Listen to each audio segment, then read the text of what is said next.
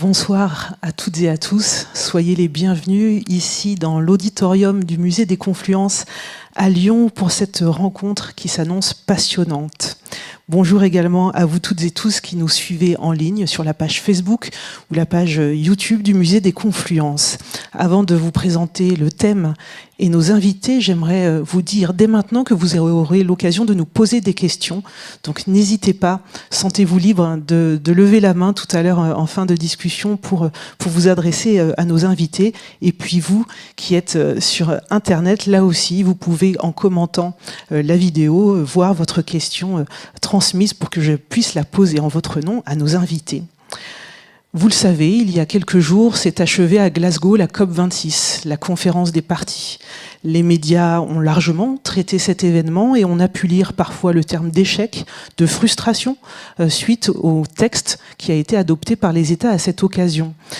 Cette conférence des parties et ses résultats amènent tout simplement au thème qui nous réunit ce soir, politique climatique et enjeux sociétaux, un compromis possible, point d'interrogation. Vaste sujet, nous avons 1 heure pour en parler avec nos invités. La COP25 démarre donc aujourd'hui à Madrid. Quelques rappels, la COP, c'est la conférence des parties. Elle réunit les 196 États signataires de la Convention cadre des Nations Unies sur les changements climatiques. Elle avait été lancée en 1994 à l'occasion de la première COP. Les pertes et dommages, il s'agit là en fait des territoires, des pays, des populations qui sont déjà largement affectés très concrètement dans leur quotidien par la crise climatique. Et là aussi, l'attente est forte, la mise en place d'un fonds. COP25, jour 4. Ce matin avait lieu une action des ONG de la société civile pour dénoncer les négociations sur la mise en place du marché carbone. Ce marché carbone, c'est l'objet de l'épisode du jour du podcast, donc n'hésitez pas à aller l'écouter pour comprendre comment il fonctionne. J'ai pu discuter avec un membre de la délégation béninoise et il m'indiquait qu'il se demandait si les pays du Nord ne regrettaient pas d'avoir signé l'accord de Paris, étant donné l'état des négociations actuelles. Enchaînons sans plus attendre avec cette première table ronde, multifonctionnalité des sols et santé humaine, les fonctions des sols qui ont un impact positif sur la qualité de vie et le bien-être des populations. Donc 4 invités en tribune. Pour débuter cette table ronde, j'aimerais qu'on fasse exercice de pédagogie autour d'un certain nombre de notions, notamment celle de, avant de parler de multifonctionnalité, de fonctions. Tout à l'heure, Christophe, dans votre présentation, vous avez montré un schéma réalisé par la FAO qui mettait en évidence 11 éléments et vous disiez qu'on y retrouvait à la fois des fonctions et des services rendus par les sols. Et donc, je voudrais qu'on commence par cela, par l'explication de texte sur ces notions de fonctions et de services rendus. Donc, je veux bien que vous preniez le micro, Christophe, et puis vous pourrez compléter aussi, parce que en fonction de vos différentes chapelles, ou en tout cas regards scientifiques que vous portez sur les sols, vous pourrez enrichir ces définitions.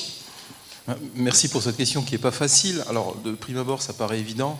Après, il y a encore beaucoup de discussions autour de cette répartition entre services et fonctions. Néanmoins, je vais essayer d'être clair.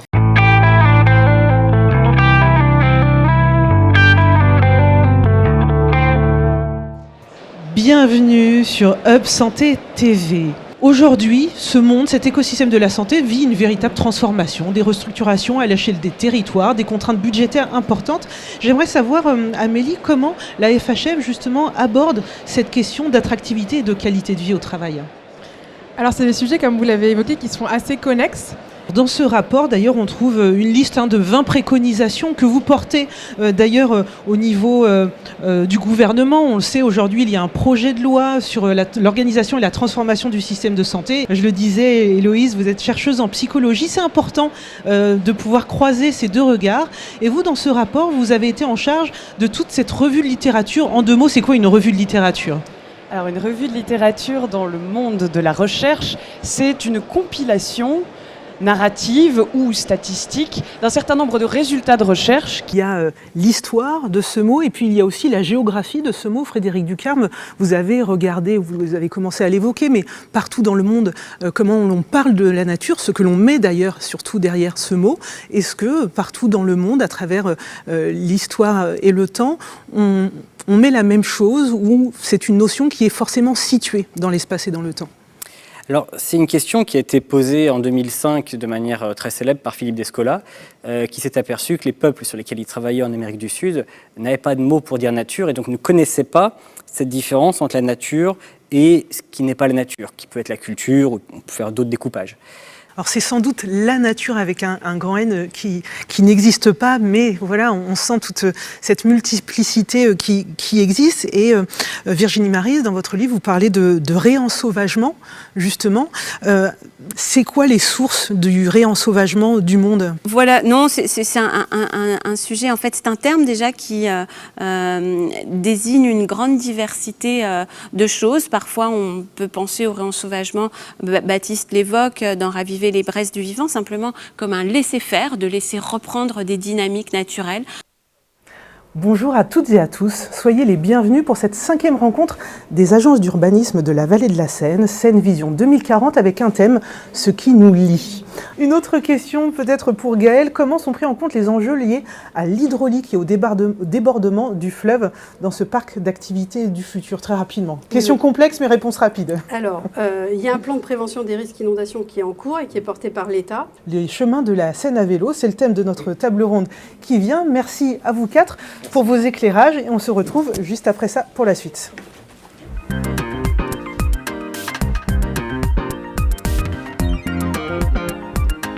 Et Édouard Philippe, j'ai bien aimé cette expression de grammaire partagée, de convergence intellectuelle. Et il y a un élément qui faisait assez converger les discussions hier, c'est cette notion, alors on parlait de sobriété ou de frugalité en termes de consommation des sols, donc pour lutter contre l'étalement urbain, sobriété en termes énergétiques, avec des enjeux là aussi liés à l'emploi, etc.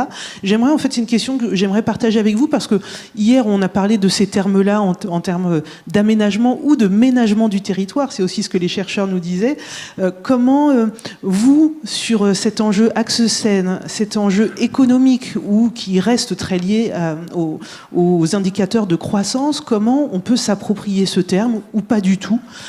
Comment on gère cette croisée des chemins pour cette résilience économique? Je commence avec vous, Édouard Philippe, notamment parce que je sais que vous devez nous quitter, je crois, dans quelques minutes. Mais j'aurais bien aimé que quelqu'un de plus intelligent que moi réponde à votre question, parce qu'elle est délicate. Nicolas, t'as pas une idée là, sur la question ? Non, mais c'est vrai qu'elle est complexe, cette question, mais à un moment, il faut se la poser. On nous parle de sobriété pour cette transition, les sols, l'énergie, etc. Comment on arrive à articuler ça ? Les échanges sont de bon augure pour continuer à explorer cette résilience du territoire. Vous avez voulu un programme riche encore aujourd'hui. On va parler de risques industriels, d'impact du changement climatique, de personnalité juridique des éléments du vivant. Et puis, on va aussi se poser une dernière question, résilience des métropoles, effet de mode, nouveaux modèles. Tout ça, c'est le programme du jour. Donc, merci à vous encore et à vos équipes. Merci à vous toutes et tous. Très belle journée. Et on continue ici tout de suite avec la suite du programme. Merci. Sur cette question avec vous, Alice, le mot acceptabilité qu'a utilisé Jules, ça me paraît extrêmement intéressant. Ça pourrait être un débat dans le débat, mais je voudrais juste qu'on fasse une petite aparté, parce qu'on a dit qu'il faut absolument garder cette liberté absolue de l'artiste. Et beaucoup de sociologues, d'anthropologues travaillent sur cette notion d'acceptabilité qui parfois est quasiment faire en sorte que les gens acceptent les changements qu'on veut leur imposer. Est-ce que... pour vous, Alice, vous voyez peut-être, je ne sais pas, un danger d'instrumentalisation? C'est aussi extrêmement important que la culture ne se laisse pas ou résiste à une vision d'être un instrument du changement et de servir comme un moyen, parce que c'est finalement le but politique, même si elle est bon, utilise la culture pour les bons buts, ça peut facilement transformé dans une propagande. Comme dans la table ronde précédente, j'aime bien parfois mettre en évidence des garde-fous, des dangers ou des écueils dans lesquels ne pas tomber. Est-ce qu'il suffit de mettre de l'art dans l'espace public ou des événements culturels dans l'espace public pour faire hospitalité? Et peut-être, pour préciser la question, au sens de Derrida qui dit que l'hospitalité, c'est donner lieu à autrui. Sur des programmes de capital encore, pour prendre ces exemples concrets, tout ne fait pas hospitalité et tout ne fait pas hospitalité dans l'espace public. Donc, Alors le mot histoire, il renvoie à plein de choses. Il rappelle les histoires, les contes de fées qu'on raconte aux enfants pour s'endormir. Raconter des histoires, c'est aussi une expression qui veut dire que l'on ment. L'histoire, c'est la grande histoire d'un territoire, le roman national aussi. Et les histoires, ce sont aussi nos histoires, les 1000 histoires qui se croisent dans une ville, dans un territoire, celles des gens, tout simplement. Michel Bussy, vous êtes géographe et écrivain, donc les histoires, vous connaissez bien. Je ne sais pas quelle est de celle de vos casquettes qui est la plus présente aujourd'hui, sans doute celle du géographe. Vous aviez participé à un ouvrage collectif en 2008, Rouen, la métropole oubliée. Lorsque vous entendez cet énoncé storytelling et histoire vraie, quel récit vous vient en tête? Pour vous, c'est quelle histoire qu'on nous raconte? C'est vrai que j'ai eu 2 vies, enfin j'en ai eu qu'une déjà, c'est que je suis né à Rouen et je suis resté encore à Rouen plus de 50 ans après. Du grain à moudre pour des réflexions à venir. Merci à vous, on peut les applaudir s'il vous plaît.